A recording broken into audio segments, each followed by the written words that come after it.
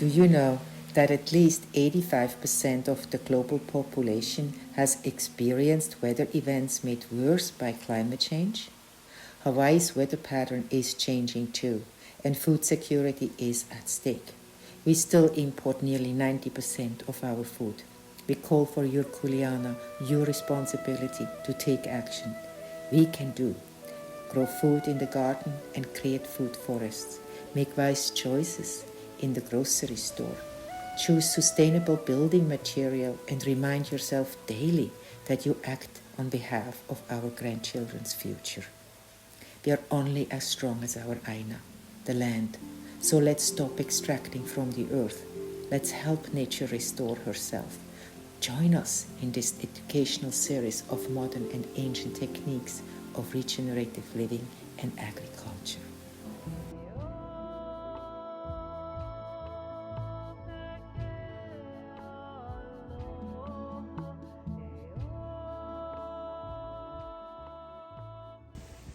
Aloha and welcome to our educational adventure with the feet in the ground, the hands in the soil, and our hearts open to the aina, to the land.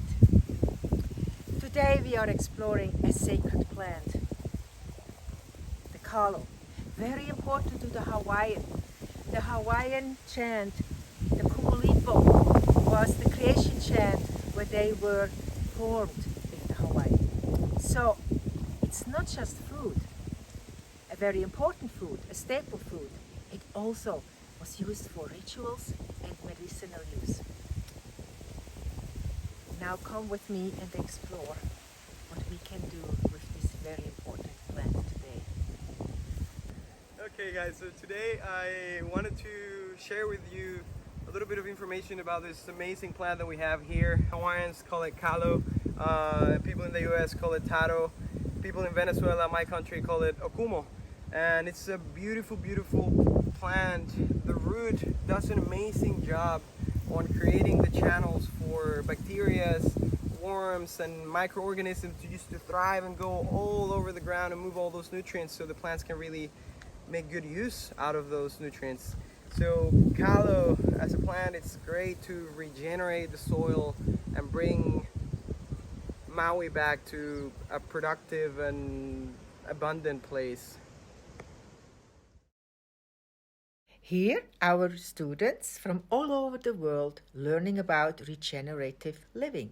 So many young people are aware about the importance of food security and want to learn how to grow their own food. Let me introduce you to our agroforestry teacher, Adam Lotting, sharing his wisdom and TARO is knowledge. exponentially productive.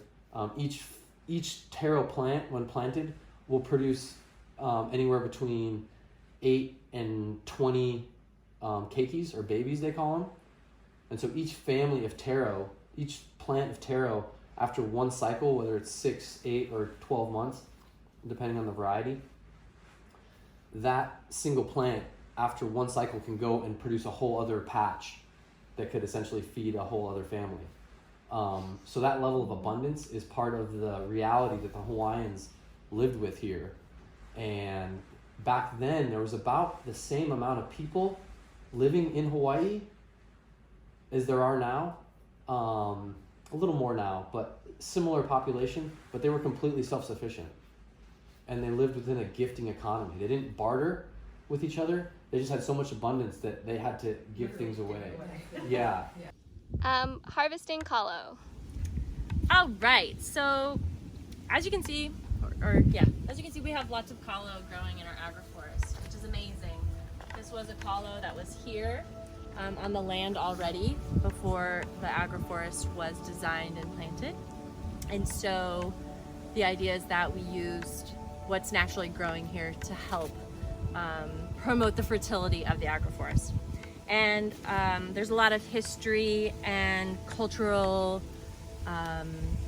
reverence for kalo, which in English we say taro, but native Hawaiians did not have T's or R's, or don't have T's and R's in their native language. So kalo is what we call it. Kalo is a plant with a lot of mana, which is a lot of spirit, a lot of life force energy. and it's rich in fiber, and it's just super delicious. So when it's time to harvest kalo, we're looking for leaves that have started to shrivel, started to shrink. And we're also looking for a root that's kind of pushing itself up. And so a kalo that is ready to harvest will be pretty easy to pull out. We pre-pulled this, so it's not this easy. But we're looking for the corm. This one's actually pretty small considering how big the leaves are. Don't let the leaves fool you. The bigger leaf does not mean the bigger the corm. And the reason that this one is smaller is because it's actually started its next cycle. So you can see these shoots here are keikis, potential future kalo, the daughters and sons of this mother. So we're going to move down here as we start to process this kalo. To begin, you want to start to just pick off all of the dead or dying plant matter. Peel this off, and to pull off the roots and the shoots and put it back on bare soil as mulch. And as you continue to peel this away, you'll begin to see the corm.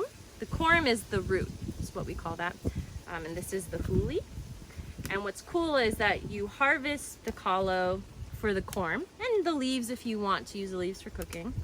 And then you replant the huli so that we continue to grow a next generation of kalo.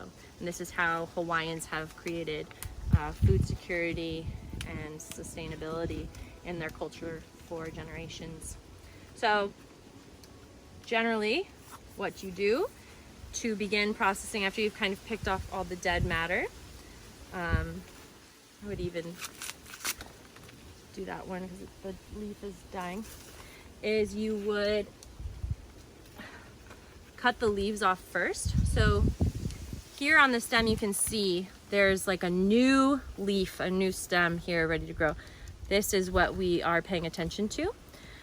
So you can either cut right at the top of this on each one, or you can, if you're in a rush, I don't know why you would be, but say you are, just cut at the top here.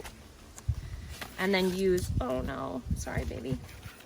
Use the leaves again as mulch on bare soil that has been weeded. And then here, you'll notice that this corm, it's actually bigger than I originally gave it credit for. This is a good amount of food.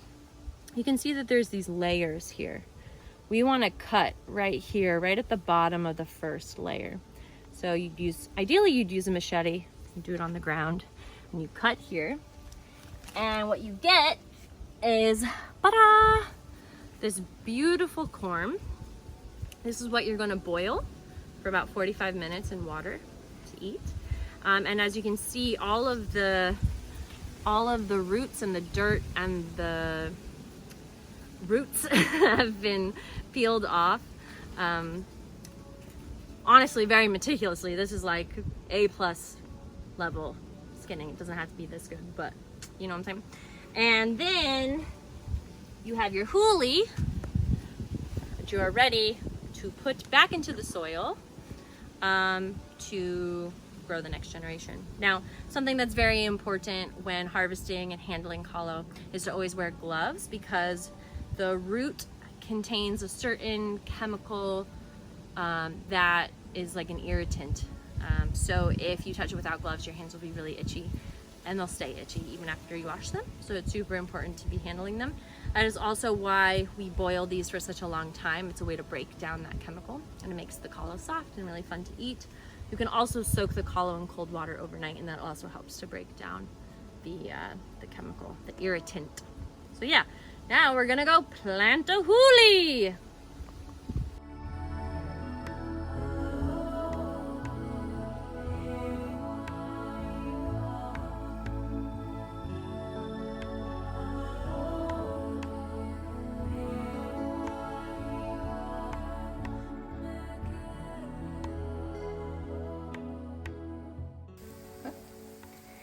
In the old times, kalo was the main staple food and eaten like a potato, or as poi, eaten with 2 fingers, and or little patties you can make for breakfast, and with eggs or anything you like to put on. It's a beautiful way to start your day, very nurturing. And of course, we have amazing possibilities, like simmering it in sweet coconut, tender little pieces of kalo coconut milk, or even a Hawaiian kitchery with beautiful spices from India. It's unbelievable tasteful. So just explore and find out what you can do with this nurturing kalo.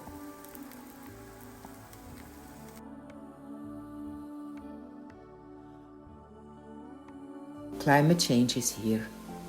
Now we must learn how to live with it. Do you want to be part of the solution? If our educational series of regenerative living and ancient wisdom inspired you, stay tuned for more.